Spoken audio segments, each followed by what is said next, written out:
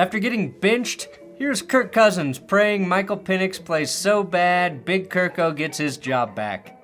Just kidding, Kirk is praying for one more fully guaranteed contract. Falcons fans have really been through a roller coaster of emotions this last year. They signed Cousins in March, watched their team spend a top 10 draft pick on a quarterback in April, got this moment from Big Kirko after a huge win over the Buccaneers. All the way to Kirk announcing he had been benched and the organization inserting Penix into the lineup as the starter. Adam Schefter dropped the news that the Atlanta Falcons plan on giving their Cousins full release before March 17th to avoid a $10 million roster bonus Kirk would be owed. You like that? You like that? Oh my goodness. Oh my God. Now that's not all that shocking considering the way Kirk Cousins has played in the second half of this football season. Big Kirko has performed more like your little cousin in a game of touch football. The new league year starts on March 12th, which also kicks off free agency, meaning Cousins will be available to sign wherever he desires in free agency with the pre-March 17th release. On Sunday, Big Michael Penix took the field against a lowly Giants team just so Kyle Pitts could fumble him an interception on the goal line. He didn't have to do a lot against the Giants, but he looked like an instant upgrade and an easy must-have win for Atlanta. But even Penix's performance isn't the real reason the Falcons intend to cut Cousins. Much like the Denver Broncos, they have to eat a bunch of dead cap money in 2025 to rid themselves of Kirk. Wouldn't it make more sense to overpay him to stay as a backup? Yes, it would. So why is that not in the cards? Let's dive into the real reason Atlanta is moving on from Cousins after giving him $90 million guaranteed last offseason. And has Cousins played his last NFL snap ever?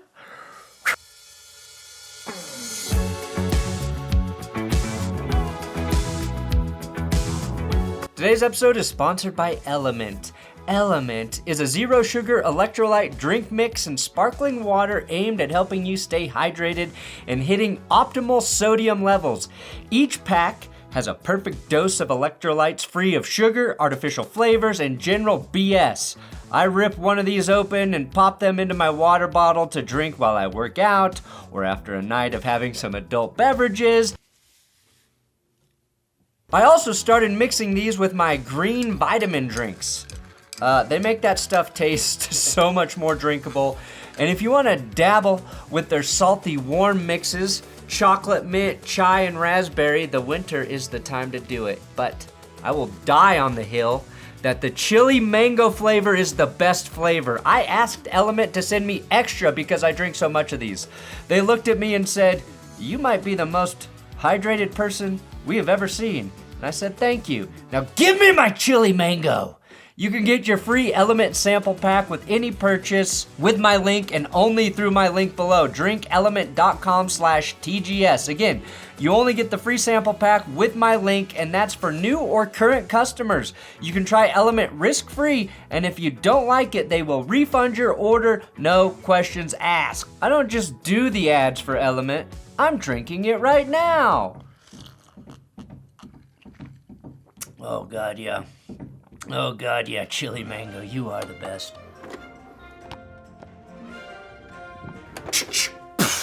Please subscribe to this YouTube channel. Trying to get to 700,000 by the end of the season. Now, when the Falcons signed Big Kirko last offseason, most of us were excited. Because of his torn Achilles, we also knew there was a big risk there. But Cousins was playing some of the best football of his career prior to the injury.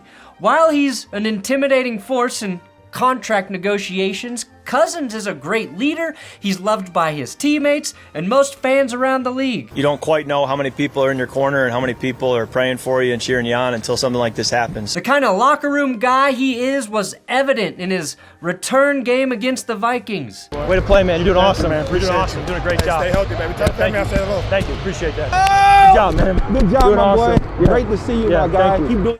Thank you for what you meant to me. Always, same. It felt like Kirk was limping into a great situation in Atlanta. And through 8 weeks, it was. The Atlanta Falcons were sitting at 6-3 after defeating the Dallas Cowboys 27-21 in a game where Kirk Cousins had thrown for 3 touchdowns. A week prior, Kirk and Atlanta got a massive win while also sweeping their biggest threat, their division rival Buccaneers 31-26. In those 2 games, Cousins amassed roughly 500 passing yards, threw 7 touchdowns and 0 interceptions, averaged a passer rating right around 145. Not to mention, in the Falcons' first meeting with the Buccaneers, Cousins had his 509-yard passing game. Not only did Big Kirko look like he was fully back, he notched his 31st career game-winning drive as he propelled the Falcons to victory in OT. This was a much-needed passing performance for the entire NFL, as the month of September boasted some of the lowest passing numbers across the league we've seen in the last decade. To put this performance in perspective, Kirk Cousins is the only quarterback to throw for 500 yards this season so far. The last QB to do it was Joe Burrow in December of 2021. Only 22 different QBs have ever thrown for 500 yards in a game, and it's only happened 27 total times in NFL history. Cousins doing that less than a year removed from an Achilles tear on a new team was wildly impressive and convincing that he had returned to pre-2023 injury form. But after the Cowboys game, along with the lead in the NFC South at 6-3, Cousins had thrown 17 touchdowns and just 7 picks. At the time of his benching, 5 games later, Kirk had thrown just 1 more touchdown to 9 picks. That took his total from 17-7 to a TD to interception number of 18-16. If I am Kirk Cousins' agent, I'm leaking some information that says Kirk has been playing through some sort of injury to explain his drop-off. I would leak that Kirk accidentally fell into that giant fire pit of his, or was trampled by a crowd of Black Friday shoppers at Kohl's. Both equally believable stories that caused both head and shoulder injuries. Cousins' midseason cliff dive is one of the worst I've seen from a veteran quarterback. Now, Peyton Manning had an atrocious passing season in 2015, but he was playing through 2 injuries, and that was the case from week 1. It was clear Peyton's body would no longer allow him to do what a quarterback needs to get the job done. The Jets have been terrible, but even Aaron Rodgers really hasn't been as bad as the Jets. So with the very fair comp, Kirk's been worse. What's crazy about Cousins is he had some great passing days through those first 2 months. Hell, week 2 against the Eagles, a very good team. In hindsight, Kirk had 241 passing yards and 2 touchdowns. Kirk, to his credit, has never been a mobile QB, and a lot has been made about his statuesque presence in the pocket this year, but that's not the main concern. It's actually threefold. 1, his decision-making has been baffling. 1 touchdown and 9 picks in 5 games is something you only expect from a late-round rookie getting thrown into a bad situation. Even if you're not 100% as a passer, there's no excuse for putting your team in that poor of a position week in and week out. His stats could be way worse, by the way, because he's fumbled 13 times this season. Fortunately, Atlanta has only lost 2 of those fumbles. Otherwise, this would be a bigger talking point. That does give Kirk a perfectly balanced 18 touchdown to 18 turnover ratio. Kirk has never finished a season with more than 14 picks, by the way, and in 2024 he got to 16 in just 14 games. You see throws like the one he made to Cody Barton against Denver where it really makes you question what the hell Kirk is even looking at right now. And there will be interest for Kirk, assuming he can eat his humble pie the same way Russell Wilson did. But he's got to show that he can still throw a football with zip, with mustard, with scud. And proving that to a team in a workout's actually pretty easy. That's the good news for Cousins. In fact, that's what made Atlanta pull the trigger on Michael Penix. Why did Atlanta fall in love with Michael Penix? Was it his Penix? And he's saying, this guy has a hose. He has a cannon. Yeah, sounds like it was. But it was also having big hands, according to Jordan Schultz. He had the biggest hands of any non-lineman at the combine. Essentially, Schultz says the Falcons fell in love with Penix at their private workout. The weather was terrible. It was cold. The footballs were left out overnight, making them overinflated and slick, and Penix threw nothing but dots during the entire workout. So I think that felt reassuring to Atlanta when they weren't sure how Kirk Cousins would truly progress through his Achilles injury. Here's what makes the Penix evaluation a little tough in hindsight, though. The 3 receivers he was throwing to that day were Rome Odunze, Jalen Polk, and Jalen McMillan. 3 ball catchers all drafted into the NFL back in April. 2 day 1 starters, and Polk and Drake May could sync for a big season in 2025. Penix was throwing to elite talent, though. That's the point. Fortunately, he also has that right there in Atlanta. He simply needs to get the ball to Kyle Pitts, Drake London, and Bijan Robinson. Things Cousins did well in his best games, actually. They still thought highly enough of Penix to draft him and stash him behind a veteran, even if that would piss off the veteran. Back to Cousins. The third thing working against him is actually Sam Darnold's success in Minnesota.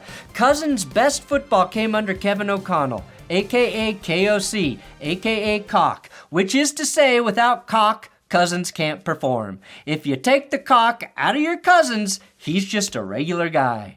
Okay, I'm done. But O'Connell is going to be seen as the reason for Cousins' success. Considering all the talent the Atlanta offense has, you can't even use that to support Cousins. Every day I appreciate the days I got a chance to work with. No, thanks for saying that. Likewise. What this really comes down to, though, is a poorly managed situation by both Cousins and the Falcons. According to Adam Schefter, Cousins was blindsided by the selection of Michael Penix in the 2024 draft.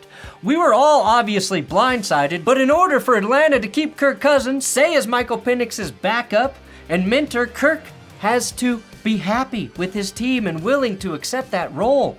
And as we have seen, that is a hard thing for any successful veteran to accept, even one like Cousins, who appears so amicable and nice.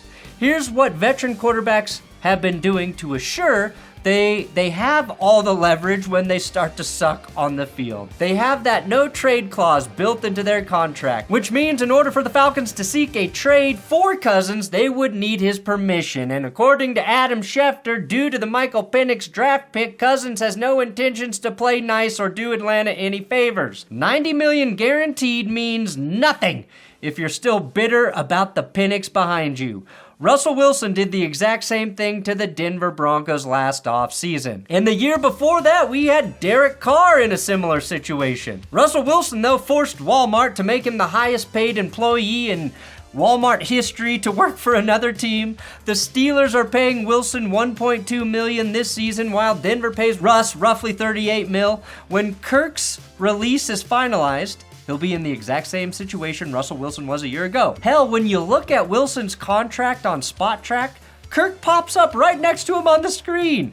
My fear is that moving forward, we will see very few, if any, vet QBs seduce quarterback-thirsty franchises with giant contracts. We have now seen Cousins, Carr, Aaron Rodgers, Deshaun Watson, and Russell Wilson ruin that market. The same way Hawk Tua ruined the meme coin market. That veteran QB market was made robust by Peyton Manning, Matthew Stafford, and Tom Brady, all switching teams late in their careers and winning Super Bowls on their new teams. No matter how it shakes out, the Falcons will have paid Cousins $90 million for just 14 games of football.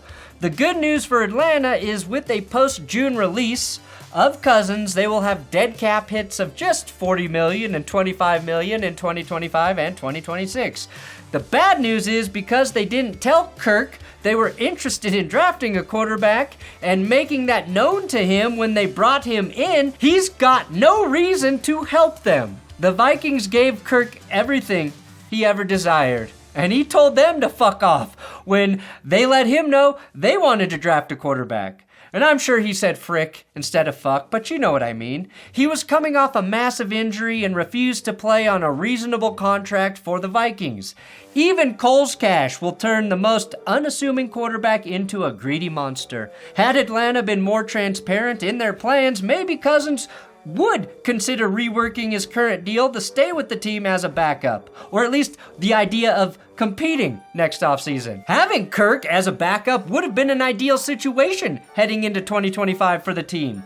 But like Joe Flacco before him, Kirk might need some time on the couch before he opens his heart to reality. Atlanta drafting a quarterback when they knew that was the very reason Kirk left Minnesota, that's like divorcing your cousin. and then getting married again to someone who says they're totally not your cousin, only to find out during the honeymoon they're your fucking cousin. Knowing Kirk will only cost 1.2-ish million or whatever, I think his most likely destination is San Francisco. Kyle Shanahan loves Cousins. God knows that's a great fit, assuming and only assuming Cousins is willing to be the backup there as well. If he needs to start, then the Tennessee Titans seem like the most likely destination. The QB draft class is pretty limited coming up, and I think that could prompt a quarterback-needy team to take a chance on Kirk in a pretty bare-bones market at the position. But that's assuming Cousins will return. And that's not a guarantee at this point, according to Mike Florio. He's going to take an entire month away from football after this season, get a physical and mental reset, and then after that month, he'll begin to figure out what he's going to do next. Aaron Rodgers needed a darkness retreat to determine his future in the NFL. Kirk will require the same. He'll walk into the darkness that is a Cole's dressing room and stay there until he sees his future. Thanks for watching That's Good Sports. Please subscribe here on YouTube. We're just 22,000 subs away from 700K.